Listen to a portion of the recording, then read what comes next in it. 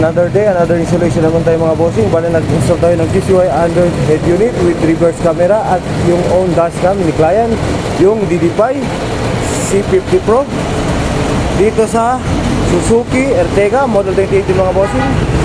Bale ito yung na-install natin mga bossing, GCY, CarPlay. Yung spec nya 4 gig RAM plus 64 gig na ROM. At ito naman yung na-install natin na own dashcam ni client, yung DD5 4K Ultra HD na siya mga bossing, pang indoor. Ngayon mga bossing, pasok tayo sa loob. Tingnan natin yung na-install natin na head unit and dashcam.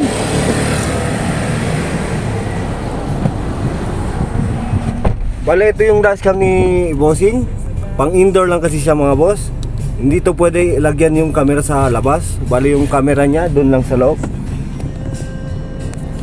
Bale ito yung na-install natin na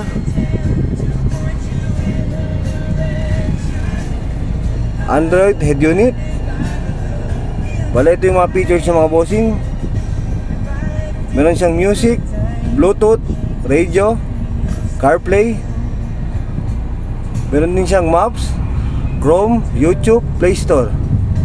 Meron din siyang Waze, Spotify, Netflix. Pwede nyo i-download dito kahit anong apps mga bossing kasi meron siyang Play Store. At may kasama siyang USB slot. Pwede nyo lagyan ng USB dito mga bossing. Dito pala nakalogin yung GPS nya.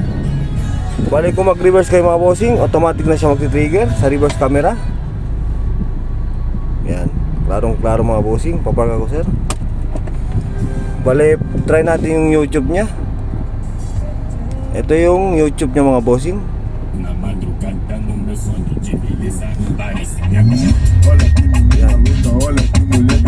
Yan lang mga bossing, baka makapiright tayo.